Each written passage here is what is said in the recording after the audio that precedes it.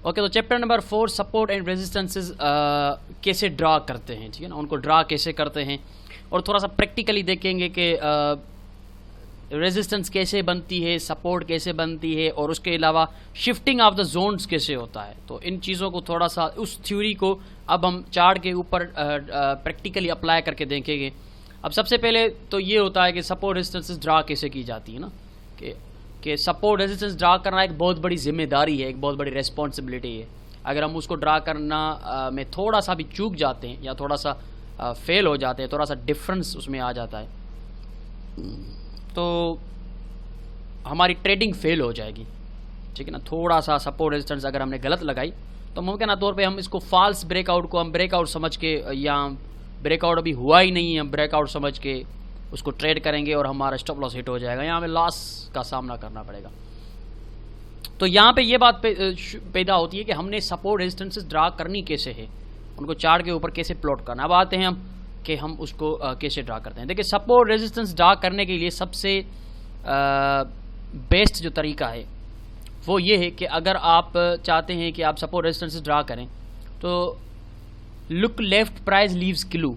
सबसे पहले आपको लेफ्ट साइड पे देखना पड़ेगा, ठीक है ना, आपको लेफ्ट साइड पे देखना पड़ेगा कि प्रीवियसली कौन से ऐसे मेजर लेवल्स थे जो आगे चल के मार्केट उनको रिएक्ट कर सकती है, उनके साथ रिएक्ट कर सकती है, वो प्रीवियसली कौन से लेवल्स थे। तो सबसे पहले लुक लेफ्ट, हाँ, लेफ्ट को देखें, जहां तक लेफ्ट आप देख सकते हैं।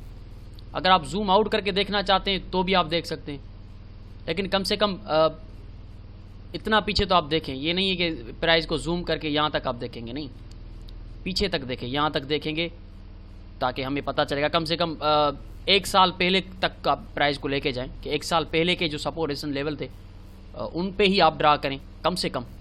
अब ड्रा कैसे करना है, आपको सबसे पहले लेफ्ट साइड देखना होगा कि सपोर्ट, बाउंस बैक्स और रेजिस्टेंस लेवल्स कहाँ पे। सबसे पहले उनको नज़र में करना होगा। एक यहाँ पे है, एक यहाँ पे रेजिस्टेंस है, एक यहाँ पे रेजिस्टेंस है, एक यहाँ पे रेजिस्टेंस है, एक यहाँ पे रेजिस्टेंस है, ठीक है जी। अब ये मुझे रेजिस्टेंस लेवल प्रीवियसली नज़र आ रहे हैं कि पीछे जो डेटा है उसमें ये रेजिस्टेंस लेवल मुझे नज़र आ रहे हैं। अब जब मैं प्लाट करूँगा तो देखूंगा कि इनमें से कौन सा ऐसा रेजिस्टेंस लेवल है जो कि सिग्निफिकेंट है, यानी कि मुसलसल प्राइस ने उस पर रीटेस्ट किया। अब मैं ड्रा करने की कोशिश करता हूँ। अब इस तरह से ड्रा करूँगा, मैं देखता हूँ उसको।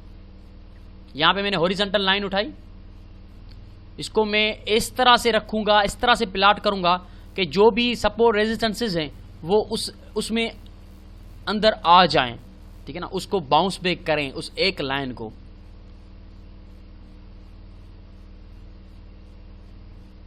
अब यहां पे अगर आप देखें तो मैंने ये इस तरह से यहां पे ड्रा किया है कि एक तो यहां पे रेजिस्टेंस है, यहां पे फॉल्स ब्रेकआउट है, उसके बाद यहां पे रेजिस्टेंस है, उसके बाद अगेन यहां पे रेजिस्टेंस है, उसके बाद यहां पे सपोर्ट है और फिर ये फॉल्स ब्रेकआउट है। अब एक यहां तो यहां पे मैं ड्रा करूंगा, लेकिन यहां पे ड्रा करूंगा तो मुझे काफ़ी फॉल्स ब्रेकआउट्स मिल रहे हैं ना। यहाँ पे फॉल्स ब्रेकआउट मिला, फिर यहाँ पे फॉल्स ब्रेकआउट मिला, फिर अगेन यहाँ पे ब्रेकआउट मिला, तो मुसलसल ब्रेकआउट्स मिल रहे हैं। तो ये एक सिग्निफिकेंट नहीं है क्योंकि प्राइस इसको आसानी से तोड़ रही है। इसको मैं मजीद ऊपर लेके जाऊंगा।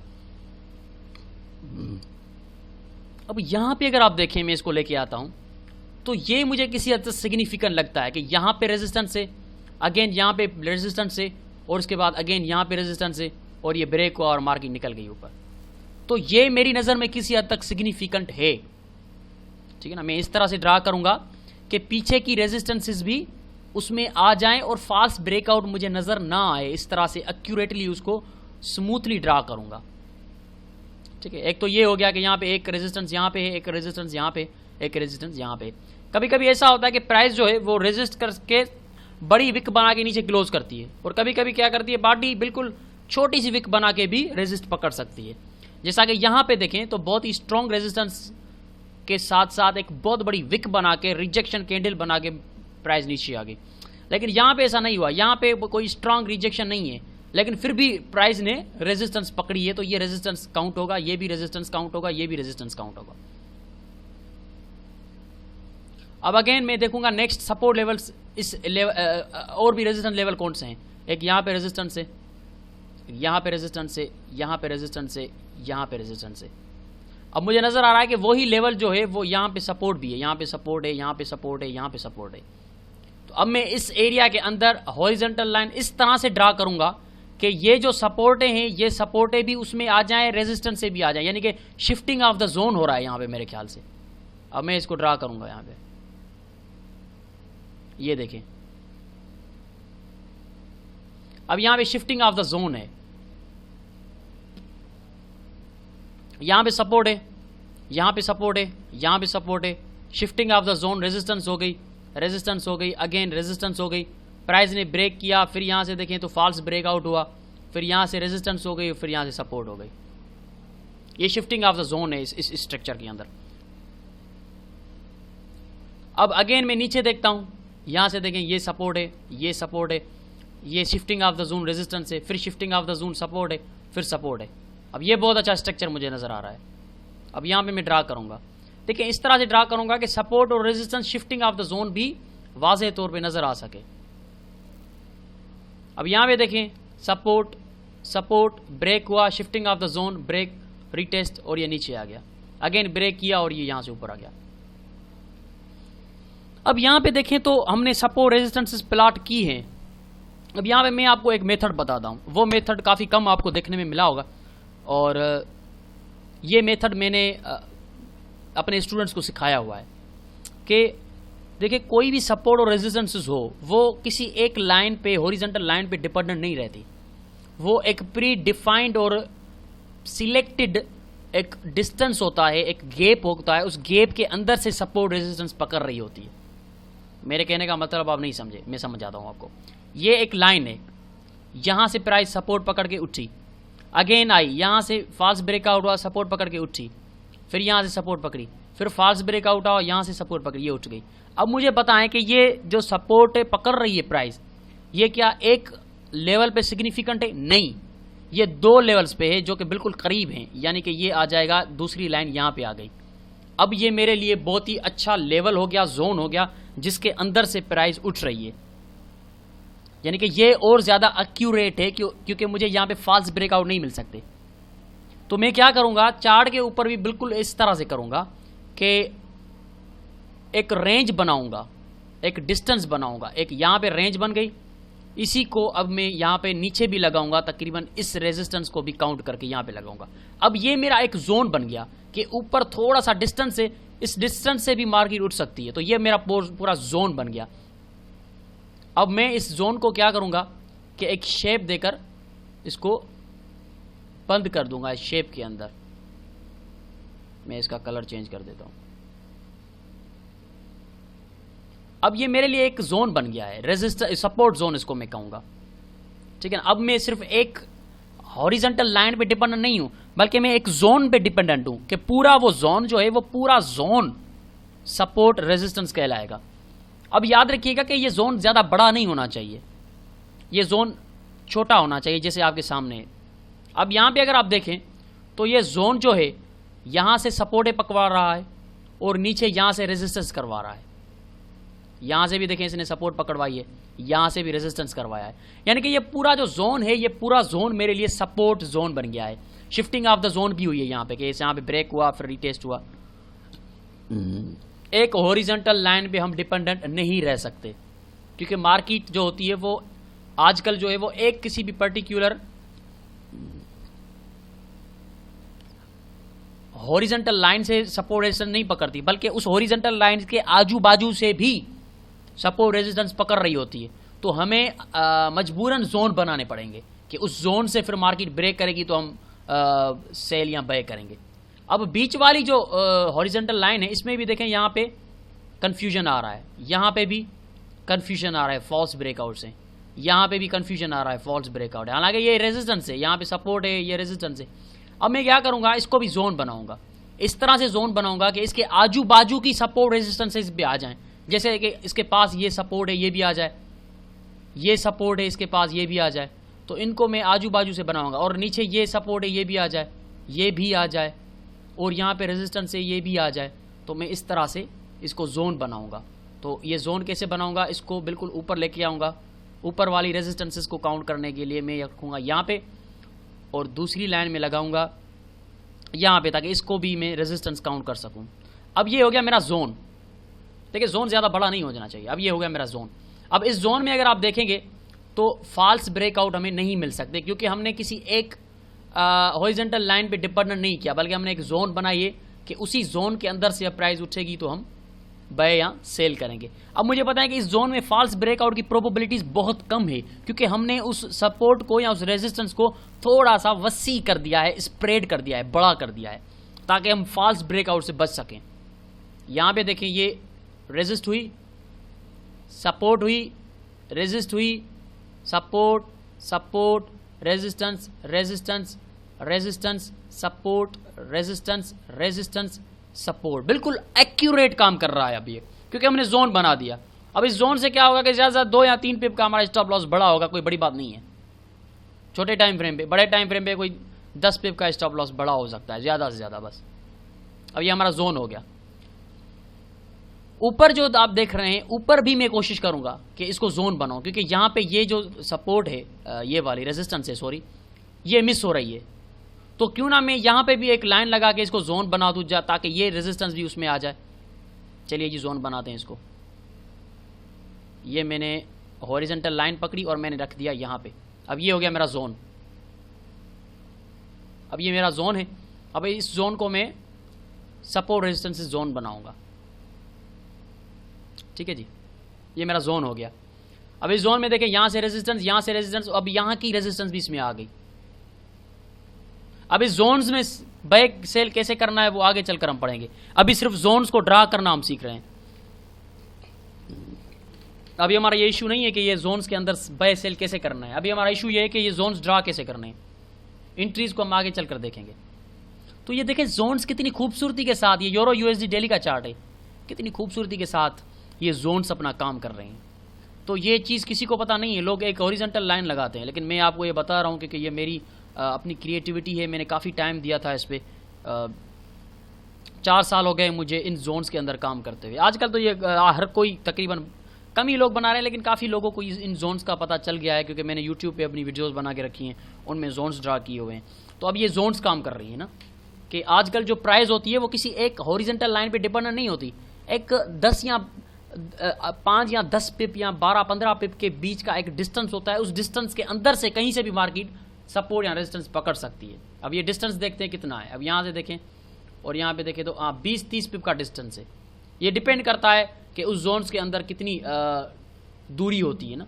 जैसे कि ये डिस्टेंस बहुत थोड़ा है, इसमें आपका ज़्यादा नहीं होगा। इसमें देखें तो 20 पिप का डिफरेंस है, क्योंकि ये डेली का टाइम फ्रेम है। तो कोई जोन ज़्यादा से ज़्यादा 30 पिप से बड़ा जोन नहीं होना चाहिए, ये याद रखिएगा। अगर 30 पिप से बड़ा जोन है तो आपका जो है रिस्क रिवार्ड ख़राब हो जाएगा।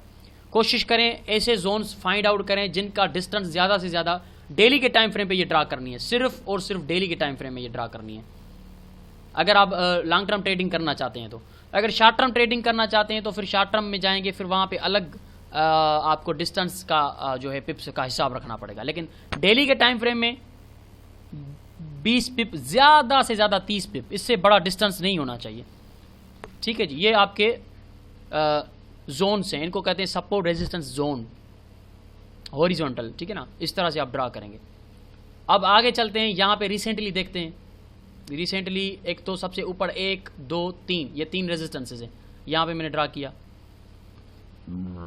ठीक है जी, उसके बाद नीचे 1, 2, 3 सपोर्टें हैं, यहाँ पे मैं ड्रा करूँगा। अब देखें ये सपोर्ट जो है वो हमारी नीचे वाली लाइन से ऊपर है, यानी कि मुझे ये जोन बनाना पड़ेगा, ऊपर यहाँ पे भी लगानी पड़ेगी। और ऊपर ये रेजिस्टेंस जो है ये इससे काफ़ी करीब है, 20-30 पिप करीब है, यानी कि मुझे जोन बनाना पड़ेगा। अब यहाँ पे मैं जोन बनाता हूँ, पहले नीचे सपोर्ट पे जोन बनाता हूँ। ये मेरा सपोर्ट पे जोन बन गई। ठीक है जी, इसको मैं शेप देकर हाईलाइट कर दूंगा। ये हो गया जोन। ठीक है जी, ये जोन हो गया। अब ऊपर मेरे ख्याल से ये काफ़ी नीचे है, ये इसको देखते हैं कितने पिप से। हाँ, ये काफ़ी दूर है, 50 पिप है, तो ये मैं इसको जोन नहीं बनाऊंगा। मैं जोन बनाऊंगा ऊपर इस विक तक, क्योंकि यहाँ से भी रिजेक्ट हुई है प्राइस, तो इसको ऊपर यहाँ तक रखेंगे हम। ये मेरा ऊपर से जोन बन जाएगा। मैं आपको बता चुका हूँ कि डिस्टेंस जो है वो 30 पिप से ज़्यादा नहीं होना चाहिए। अब ये जोन्स बन गए हमारे। अब इनको हम कहते हैं सपोर्ट एंड रेजिस्टेंसेस जोन्स। ये शिफ्टिंग ऑफ द जोन्स भी होता है। अब अल्टरनेटिवली पता है क्या होगा, मार्केट आएगी ऊपर, यहाँ तो इस जोन से टकरा कर बेरिश एवरेज देकर नीचे जाएगी, हम सेल करेंगे।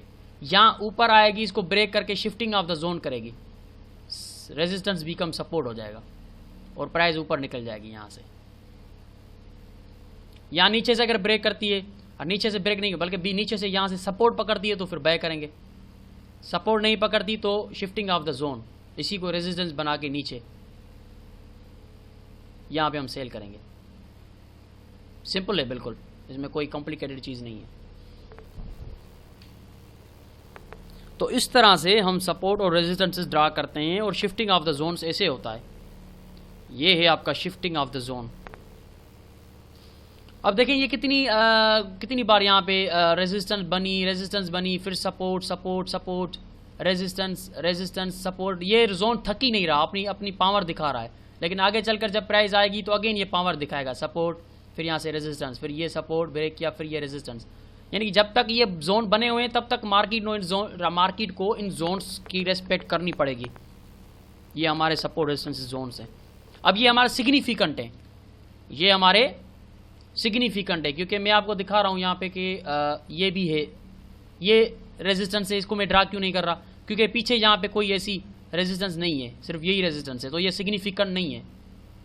यहाँ पे भी सपोर्ट है लेकिन मैं ड्रा नहीं कर रहा, क्योंकि पीछे अगर देखें तो इस एरिया में पीछे भी कोई ऐसी सपोर्ट नज़र नहीं आ रही, तो ये सिग्निफिकेंट नहीं है। हम वही ड्रा करेंगे जो पीछे भी पीरियड्स डेटा में भी उसी लेवल में मार्केट ने रिएक्शन दिखाया हो, सिर्फ वही ड्रा करेंगे हम, यानी कि वो सिग्निफिकेंट होंगे, मेजर होंगे।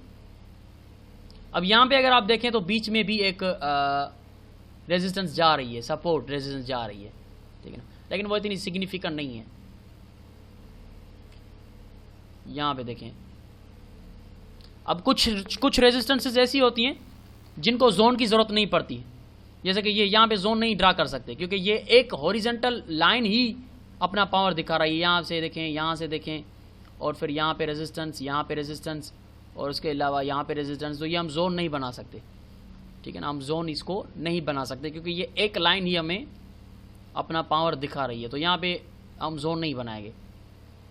कभी कभी एक लाइन ही हमें पावर दिखा देती है, तो यहाँ पे एक ये भी आप सपोर्ट रेजिस्टेंस को तस्वर कर सकते हैं, लेकिन ये इतना सिग्निफिकेंट नहीं है। ये ऊपर सिग्निफिकेंट, ये नीचे सिग्निफिकेंट, ये वाला सिग्निफिकेंट, ये वाला सिग्निफिकेंट, ये वाला सिग्निफिकेंट।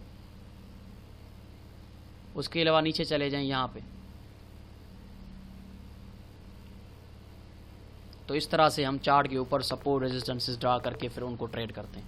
हमारा ये एक माइंडसेट है, हमारा ये एक तरह से सपोर्ट्स और रेजिस्टेंस ड्रा करने का तरीका है। हम ऐसे सपोर्ट रेजिस्टेंसेस ड्रा करते हैं, बिल्कुल सिंपल है, कुछ भी कॉम्प्लिकेटेड नहीं है।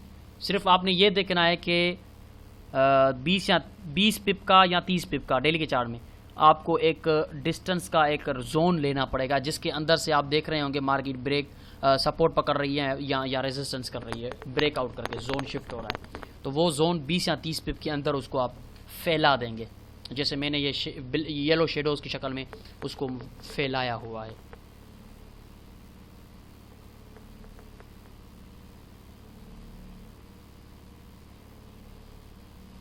तो ये इस तरह से हम जोन्स क्रिएट करते हैं, इस तरह से जोन्स शिफ्ट भी होते हैं। और इनको इंट्रीज कब लेनी है वो आगे चलकर हम इंट्री के चैप्टर्स में पढ़ेंगे, हाउ टू ट्रैक इंट्रीज। जब हम सारी टेक्निकल सीख जाएंगे तो फिर फाइनल जो हमारा चैप्टर होगा वो होगा how to track entries based on our course. हमने जो भी कोर्स किया है उसके बिना पे हम मुख्तलिफ चीज़ों को देखते हुए कैसे एंट्री पकड़ेंगे वो हम आगे चलकर देखेंगे।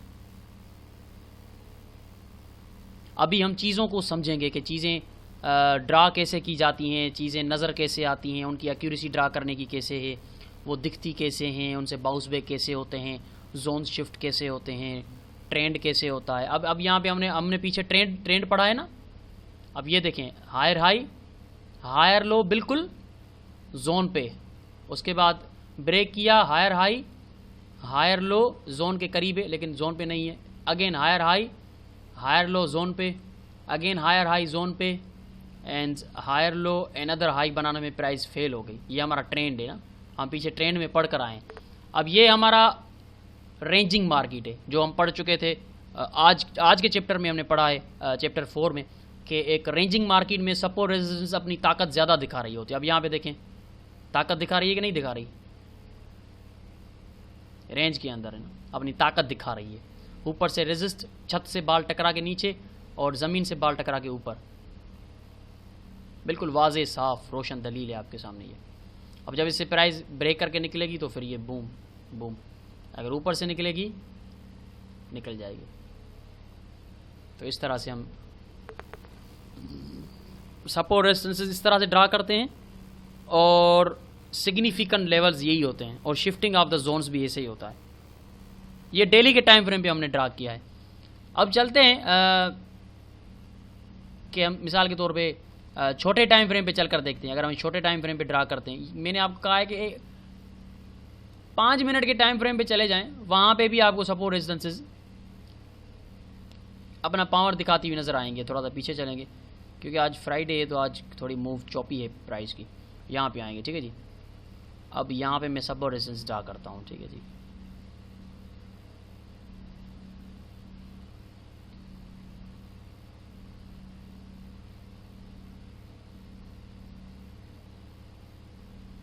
अब देखें ये एक जोन है, क्योंकि यहाँ पे देखें तो पीछे एक फॉल्स ब्रेकआउट है, तो मैं इसको जोन बनाऊंगा यहाँ पे भी एक लाइन लगा के।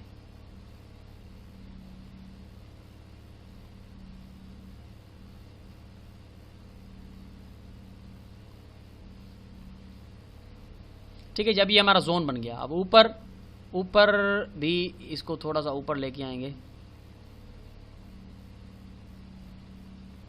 और इसको थोड़ा सा नीचे लेके आएंगे तकरीबन यहाँ पे। अब यहाँ तक नहीं लेके आ सकते क्योंकि ये काफ़ी दूर है। छोटे टाइम फ्रेम में भी काफ़ी दूर नहीं होना चाहिए, ज़्यादा से ज़्यादा इतना ही होना चाहिए। अब ये हमारा जोन है, अब ये रेंजिंग मार्केट है, अब ये हमारी रेंजिंग मार्केट है।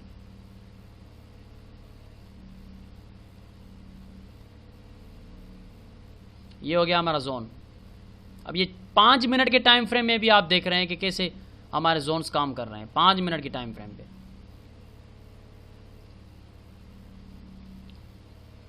सपोर्ट रेजिस्टेंस, सपोर्ट तकरीबन रेजिस्टेंस से करीब है, सपोर्ट सपोर्ट, यहाँ से जोन को ब्रेक किया, यानी कि इस रेंजिंग मार्केट से प्राइस निकली, और जैसे ही निकली है आपके सामने है, ये देखें यहाँ से आपने बाय करना है, काफ़ी ऊपर गई। स्कॉल्पिंग के लिए यूज़ करते हैं छोटे टाइम फ्रेम को, जाहिर सी बात है 10-10 पिप आपको आराम से मिल जाएंगे। यहाँ पे देखें शिफ्टिंग ऑफ द जोन, जो कि रेजिस्टेंस थी वो मार्केट नीचे आई, उसी को सपोर्ट बनाया, ऊपर उठी, एक बार फिर 10 पिप आपको दिए, फिर से नीचे आई और ब्रेक किया, उसी जोन के अंदर आ गई। यहाँ पे आपने सेल किया नीचे, फिर ऊपर, फिर ब्रेक किया, फिर आपने सेल किया और ये प्राइस नीचे, shifting of the zone. 5 minute के टाइम फ्रेम पे भी आप सपोर्ट रेजिस्टेंस को ट्रेड कर सकते हैं अगर आप इनको मास्टर कर लेंगे। कैसे मास्टर करेंगे? आप इनको ड्रा करें, जितना हो सके ड्रा करें अपने चार्ट्स के ऊपर, तब जाके आप इनके माहिर बनेंगे। ऐसे होती है शिफ्टिंग ऑफ द जोन्स, ऐसे ड्रा करते हैं सपोर्ट रेजिस्टेंसेस। इधर 5 मिनट के चार्ट पे भी मैंने आपको ड्रा करके दिखाया हुआ है कि 5 मिनट के चार्ट पे भी आप इनको ट्रेड कर सकते हैं।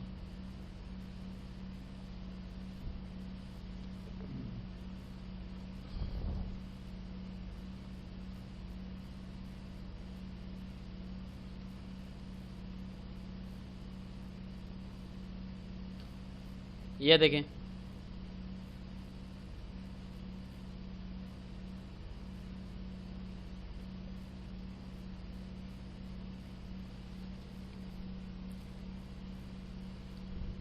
ये यहाँ से रेजिस्टेंस मिली, इसी को ब्रेक किया, थोड़ा सा नीचे आई, बूम ऊपर, यहाँ से रेजिस्टेंस नीचे आई, ब्रेक किया, ब्रेक करने के बाद काफ़ी नीचे आई ये प्राइस, फिर रीटेस्ट किया, शिफ्टिंग ऑफ द जोन की कोशिश की, प्राइस ने नीचे आई थी, लेकिन अगेन ब्रेक किया, कोई बात नहीं है, शिफ्टिंग ऑफ द जोन, फिर इसी को सपोर्ट पकड़ के बूम निकल गई, फिर इसको ब्रेक किया, shifting of the zone, resist बनाया, बूम नीचे, सपोर्ट पकड़ी ऊपर, ब्रेक किया, shifting of the zone, resistance बनाई, बूम नीचे।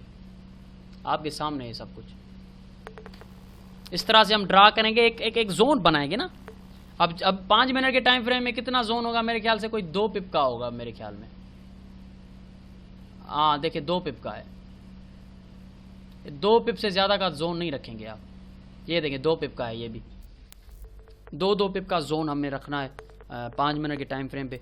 जितना टाइम फ्रेम बड़ा होता जाएगा उतने पिप आपको आप उसमें मिलाते जाएं। 15 मिनट का टाइम फ्रेम है तो 3 पिप रखें, 1 घंटे का टाइम फ्रेम है तो 5 पिप रखें, ठीक है। तो इस तरह से आप मूव करते जाएंगे। अगर आप 1 घंटे के टाइम फ्रेम पे ड्रा करना चाहते हैं तो उसमें भी मैं आपको ड्रा करके दिखाता हूँ। ऐसा ना हो गया आप फिर कहेंगे कि सर 1 घंटे के टाइम फ्रेम में भी तो ड्रा करके दिखाएं, अब मैं कैसे दिखाऊं भाई, लाइव तो नहीं है, एक डीवीडी है। तो डीवीडी में हर चीज़ को क्लियर करना मेरी ये जिम्मेदारी है कि मुझे वो क्लियर करना पड़ता है ना।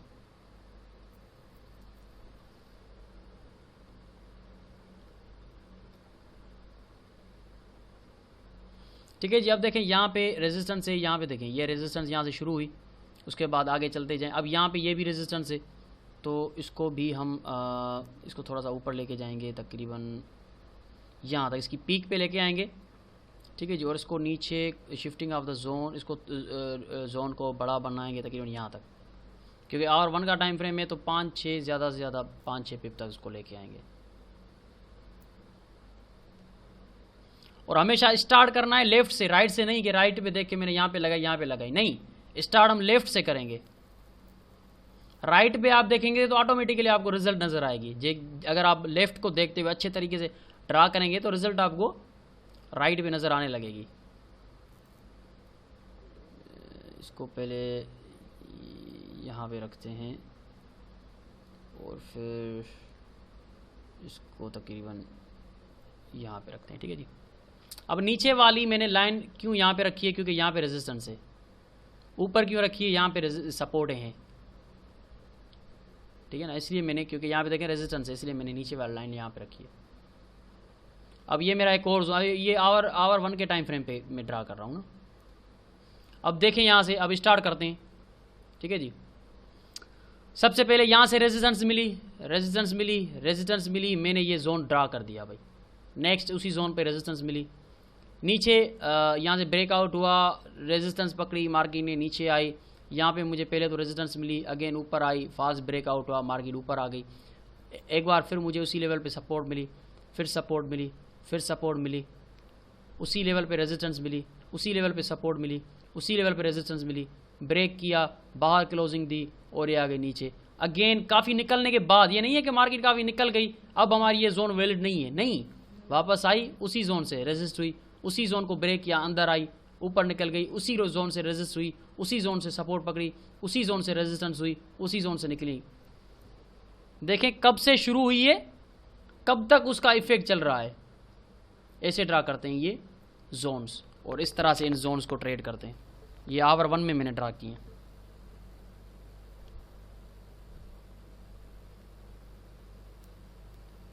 थोड़ा सा ध्यान देना पड़ता है दोनों तरफ से, लेफ्ट को भी ध्यान से देखें, राइट को भी ध्यान से देखें, फिर ड्रा करें, एक्यूरेटली ड्रा करें। विक्स बाहर आ जाती हैं, आने दें, कोई फ़र्क नहीं पड़ता, लेकिन ये कोशिश करें कि उसमें सपोर्ट रेजिस्टेंसेस आ जाएं, सारी जो भी पीछे हैं आगे हैं उस जोन में अंदर आ जाएं।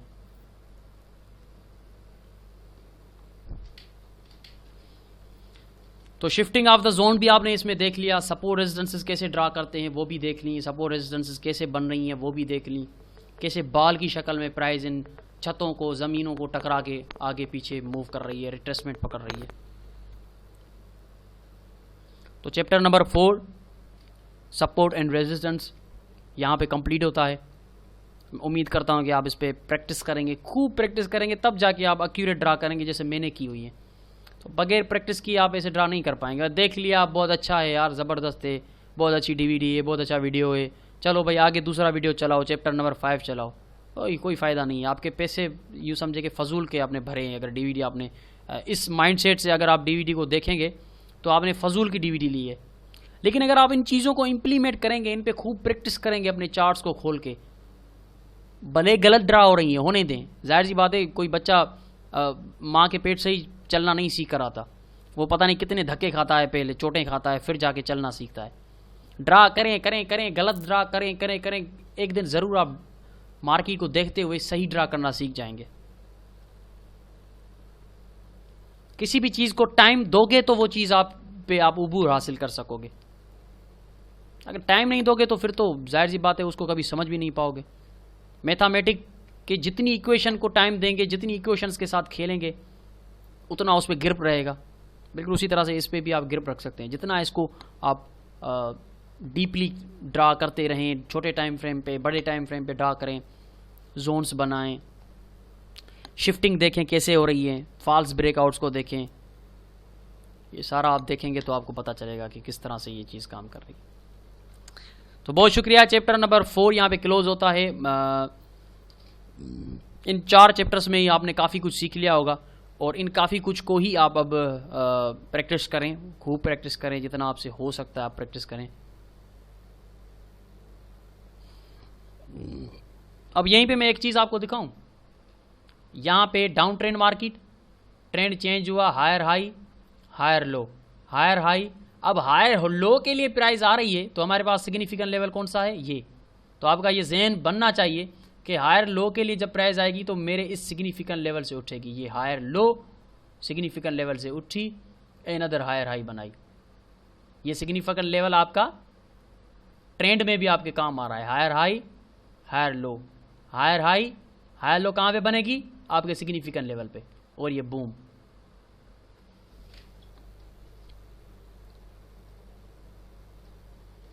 कुछ भी नामुमकिन नहीं है, कुछ भी मुश्किल नहीं है, अगर आप खूब प्रैक्टिस करेंगे तो। यकीन कीजिए, मैं पर्सनली आपको बताता हूँ कि 2012 में, तकरीबन आज से कुछ 6 साल पहले,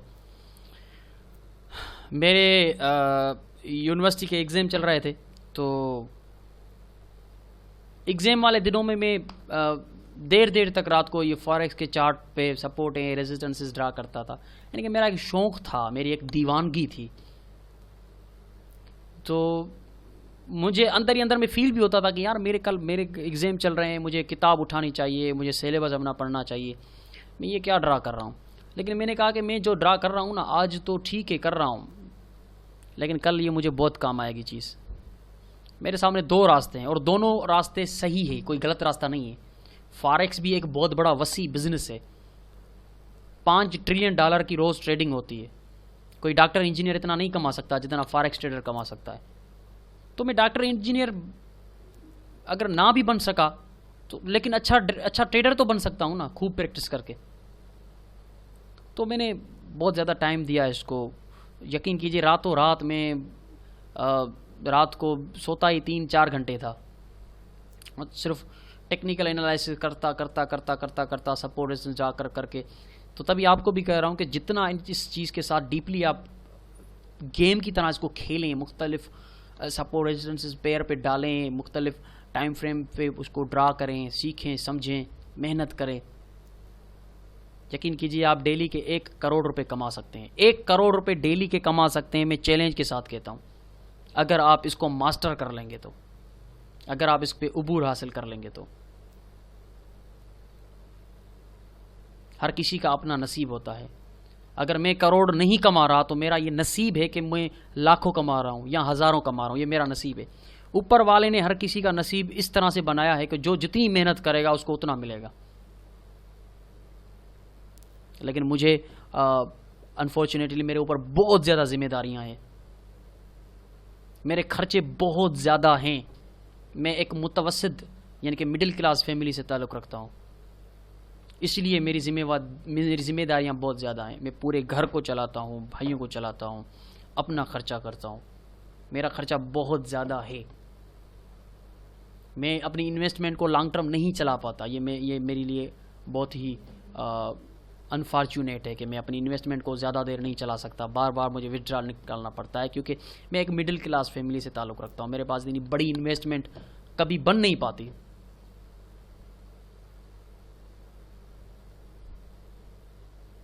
तो कहने का मकसद कि आप, मुमकिन है आपके पास बड़ी इन्वेस्टमेंट हो, मुमकिन है आप किसी अच्छी फैमिली से ताल्लुक़ रखते हो और आप इसको एज अ करियर लेकर इसमें करोड़ों रुपए भी कमा सकते हैं। और पैसा पैसे को कमाता है, पैसा पैसे को कमाता है। फ्री में पैसा कहीं से नहीं आता। जितना इस फॉरेक्स में पैसा डालोगे उतना कमाओगे। करोड़ों डालोगे करोड़ों कमाओगे, 1000 डालोगे तो 1000 कमाओगे। ये डीवीडी में क्यों बेच रहा हूँ?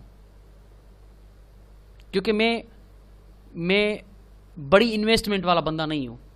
हाँ, ये अलग बात है कि मेरे पास एक्सपीरियंस बहुत ज़्यादा है और मैं कभी 100% नहीं हूँ, मैं आपके साथ झूठ बोल के आपको गुमराह करूं, नहीं, मैं 100% नहीं हूं, मैं 70% हूं, 60% हूं। मेरे स्टॉप लॉस भी हिट होते हैं और मेरे टेक प्रॉफिट भी हिट होते हैं, लेकिन at the end of the month, at the end of the week, at the end of the day मैं प्रॉफिट में ही होता हूं। लेकिन मेरी जितनी इन्वेस्ट होती है उतना ही मुझे प्रॉफिट होता है। ये नहीं है कि मेरी $1000 की इन्वेस्टमेंट है, उसमें मैं $1000 डेली कमाऊंगा। ये गैम्बलिंग है, ये मेरे लिए प्रोफेशनल ट्रेडिंग नहीं है। प्रोफेशनल ट्रेडिंग ये है कि मेरी इन्वेस्टमेंट 1 लाख रुपए की है तो मैं 30,000 रुपये पर मंथ कमाऊँ, ये प्रोफेशनल ट्रेडिंग है। काफ़ी बेवकूफ़ लोग ये सोचते हैं कि ये बहुत बड़ा ट्रेडर है तो ये करोड़ों रुपए क्यों नहीं कमा रहा। बहुत बड़ा ट्रेडर है तभी करोड़ों रुपए नहीं कमा रहा, क्योंकि उसको पता है कि जितना इसमें डालेंगे उतना मिलेगा। ये नहीं है कि 1,000 रुपये डाल दिए 1 करोड़ रुपए निकाल दिए, यही नहीं, ऐसा नहीं है भाई। प्रोफेशनल अप्रोच रखें। हाई एक्सपेक्टेशन लेकर आते हैं तभी तो लॉस करते हैं लोग, कि भाई मैं बहुत बड़ा प्रोफेशनल ट्रेडर बन गया हूं, अब मैं $1,000 डिपॉजिट करूंगा, 1 लाख रुपए डॉलर निकालूंगा। भाई ऐसा होता तो पूरी दुनिया करोड़पति होती, ऐसा नहीं है। हमें मंथली मिलता है प्रॉफिट, बड़े शौक और खुशी से लेते हैं हम वो। जाहिर सी बात है रिस्क बड़ा हम नहीं लेते क्योंकि हम प्रोफेशनल ट्रेडर हैं, चाहे कितनी भी एक्यूरेसी हो, चाहे कितना भी हम टेक्निकल के माहिर बन जाएं, लेकिन मार्केट के उतराव चढ़ाव पे हमारा कंट्रोल नहीं है। मार्केट के उतराव चढ़ाव पे हम अपना कंट्रोल नहीं रख सकते। हमारे स्टॉप लॉस हिट होंगे, ये मार्केट की नेचर है, ये मार्केट का दस्तूर है। तो जब हमारे स्टॉप लॉस हिट होंगे तो मैं बड़ा रिस्क क्यों लूं, मैं स्टैंडर्ड लॉट लगाऊंगा। मुमकिन है मेरा स्टॉप लॉस हिट हो, मैं कोई फरिश्ता नहीं हूं। अगर स्टॉप लॉस हिट हो गया तो मेरा बड़ा नुकसान हो जाएगा। तो प्रोफेशनल अप्रोच ये है कि मैं वही लॉट साइज यूज करूंगा जितनी मैं बर्दाश्त कर सकूं, चाहे कितना भी बड़ा प्रोफेशनल हूं मैं, क्या फर्क पड़ता है। मार्केट तो किसी प्रोफेशनल की बनाई हुई नहीं है ना। तो लोगों का ये कहना कि भाई तुम करोड़पति क्यों नहीं हो, तुम टीचिंग क्यों करते हो, डीवीडी क्यों बनाते हो, तो भाई इसीलिए बनाते हैं कि फॉरेक्स ट्रेडिंग रातों रात करोड़पति बनने वाला काम नहीं है। ऐसी सोच लेके आओगे तो तुम खुद भी सारी जिंदगी जो है लॉस में ही चलते रहोगे। ये 20% पर मंथ का बिजनेस है। जैसे दुकान लगाते हो कितना कमाते हो, दुकान करोड़पति बनाती है आपको? नहीं बनाती ना। तो यहाँ पे भी ऐसा ही है, अगर दुकान आपको करोड़पति बनाएगी तो लॉन्ग टर्म कोई 10 सालों के बाद बनेंगे आप। यहाँ पे भी आपको पर मंथ मिलेगा। कभी मार्केट के हालात अच्छे होंगे, आपकी टेक्निकल अच्छी होगी, आपको 25%, 30%, 40% पर मंथ भी मिल सकता है। लेकिन अगर हालात मार्केट के बुरे हो जाते हैं तो 10%, 5% भी पर मंथ कभी कभी हमको मिलता है। तो इसलिए हम डीवीडी भी सेल करते हैं ताकि सोर्स ऑफ इनकम बढ़ता रहे। फॉरेक्स से भी 25-30 हज़ार मिलते रहें, डीवीडी से भी मिलते रहें। हाँ ऐसा है ना, टीचिंग से भी मिलते रहें। और टीचिंग में सिर्फ हमारा फ़ायदा तो नहीं है ना भाई। ये आप डीवीडी देख रहे हैं, इसमें किसका फ़ायदा है? मेरा फ़ायदा है? नहीं, इसमें आपका भी फ़ायदा है, हम दोनों का फ़ायदा है। ये दुनिया गिव एंड टेक की दुनिया है, कुछ दो कुछ लो। आप मेरे काम आ रहे हैं, मैं आपके काम आ रहा हूं, हम एक दूसरे के काम आ रहे हैं, इसमें किसी का कोई नुकसान नहीं है, दोनों का ही फायदा है, क्योंकि मेरा भी काम हो रहा है, आपका भी काम हो रहा है। तो कहने का मकसद कि ये कॉन्सेप्ट लेके आना कि करोड़पति आप बन सकते हैं, आप बहुत बड़े ट्रेडर हैं। और भाई मैं ट्रेडर बहुत बड़ा हूं लेकिन इन्वेस्टर बहुत बड़ा नहीं हूं। मेरे पास जितनी इन्वेस्ट है मैं उतना पर मंथ ले रहा हूं मार्केट से, और मैं खुश हूं जितना ले रहा हूं, क्योंकि मैं लालची बंदा नहीं हूं। मेरे अंदर लालच का आंसर नहीं है। मैं खुश हूं अपने 25-20% पर मंथ जो मिल रहा है उस पर मैं खुश हूं, क्योंकि मैं लालची नहीं हूं। अगर मेरे अंदर लालच आ गई कि आज मैं अकाउंट डबल तो कर लूंगा लेकिन किसी दिन जरूर मैं अपना अकाउंट वॉश करवा लूंगा, फिर मुझे हंसी आएगी कि मैं कैसा ट्रेडर हूं, ये मैं कैसा प्रोफेशनल हूं कि बड़ी बड़ी लाटें लगा रहा हूं। ये तो प्रोफेशनल बंदे का काम ही नहीं है। लेकिन आप ये सोचते हैं कि यार ये प्रोफेशनल बंदा है, बड़ी लाट लगा के अकाउंट डबल क्यों नहीं करता। ऐसा नहीं होता भाई। अभी मेरी टेक्निकल एक्यूरेट जा रही है, किसी भी वक्त फेल हो सकती है, और रोज फेल होती है। रोज हमारी अगर हम 5 ट्रेड लेते हैं तो 1 या 2 उसमें लॉस करती हैं। तो अगर मैं स्टैंडर्ड लॉट लगाऊंगा और वो पहली ट्रेड मेरी अगर लॉस करती है तो फिर आप सोचें मेरा क्या जाएगा। तो हमेशा रिस्क आगे चलकर मैं वो पढ़ाऊंगा आपको कि रिस्क को कैसे मैनेज करते हैं, ठीक है ना। तो ये एक बिजनेस है जिसमें आप मेहनत करके 25 से 30% पर मंथ कमा सकते हैं। ये बहुत होता है 25-30% भाई। बैंक कितना देती है? 1%। 1 लाख रुपए पे 1,000 रुपए बैंक देती है, और यहां फॉरेक्स में 30% मिल रहा है आपको, 20% मिल रहा है। फिर भी कह रहे हो नहीं मुझे करोड़पति बनना है। करोड़पति भी बन जाओगे, करोड़पति भी बन जाओगे। करोड़ों लेकर आओ पहले, इसमें करोड़ रुपए डालो, 10 लाख रुपए पर मंथ लो, 15 लाख रुपए पर मंथ लो, 20 लाख रुपए पर मंथ लो, करोड़ लेकर तो आओ। 1000 रुपये लेके आ रहे हो, 50,000 रुपये लेके आ रहे हो, कर रहे हो मैं इस पे करोड़पति बन जाऊंगा, तो ये बेवकूफ़ों वाला काम है। थोड़ा सा प्रोफेशनल अप्रोच लें, इसको एज अ सीरियस बिजनेस लेकर चलें। ये कोई सीनो नहीं है कि $1000 लेके आए हो, इससे आप एक लाख डॉलर कर दोगे रातों रात यहाँ आने वाले चंद महीनों में, ऐसा नहीं है। इसको लॉन्ग टर्म लेके चलना है, 10%, 20, 25, 30% तक इसको पर मंथ कमाना है, एज ए प्रोफेशनल लेके जाना है। अकाउंट को ग्रो करेंगे, दूसरी इन्वेस्टमेंट भी लाएंगे, इन्वेस्टमेंट बढ़ जाएगी तो आगे चलकर हम करोड़पति भी बन जाएंगे। ओके दी, चैप्टर नंबर 4 अब कंप्लीट हो चुका है। अब हम चैप्टर नंबर 5 की तरफ जाएंगे। प्लीज़ पहले इसको प्रैक्टिस करें, फिर चैप्टर नंबर 5 की तरफ आप आइएगा। अभी इसको चैप्टर नंबर 5 को मत खोलिएगा।